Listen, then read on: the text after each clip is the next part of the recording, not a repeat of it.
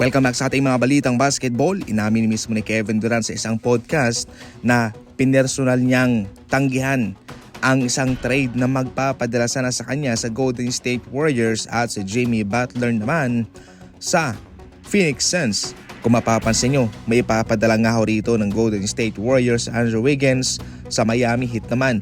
Ito yung inilatag ng tatlong team na ito na trade para sa kanilang mga sarili.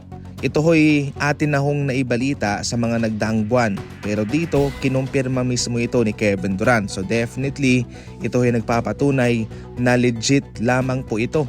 Nakataya kasi rito ang dignidad ni Kevin Durant kung siya'y babalik sa Golden State Warriors, kaya marami naman talaga ang inaasahan na tatanggihan niya ang anumang trade na magpapabalik sa kanya sa Golden State Warriors. Kung mapapansin nyo kasi, pagkatapos na lisanin mismo ni Kevin Durant ang Golden State Warriors ay nagkaletse-letse na ang kanyang NBA season sa mga kupunang sinamahan niya.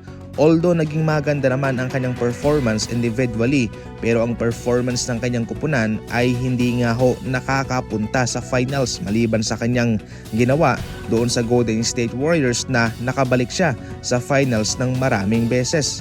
Pumalpak ang kanyang super team na binuo sa Nets, sa Phoenix Suns palpak. Ngayon naman sumama na naman siya sa isang malakas na team na Houston Rockets. Kaya masasaktan itong career ni Kevin Durant kung siya'y babalik man sa Golden State Warriors, dahil ito'y nagpapatunay na wala siyang nakitang tagumpay maliban sa Golden State, at ito ho'y masakit para sa kanyang sarili.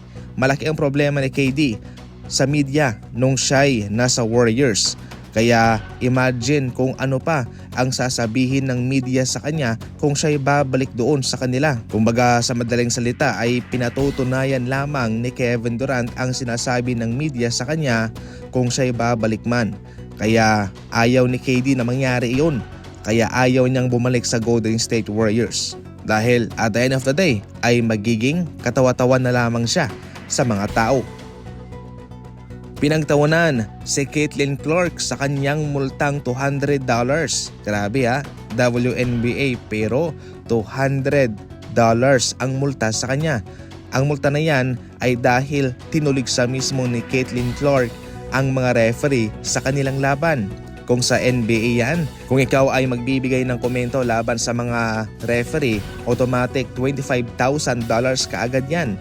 Pero sa kanila, 200 lamang.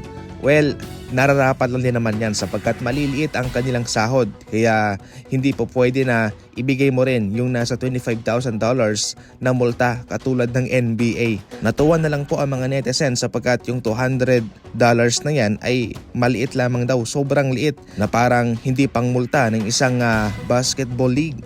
Pero syempre ganoon talaga. Ayon sa isa sa mga nagkomento, mas malaki pa raw yung kanyang nabayaran sa kanyang parking violation kumpara sa binayaran ni Caitlin Clark na nasa $200 lamang.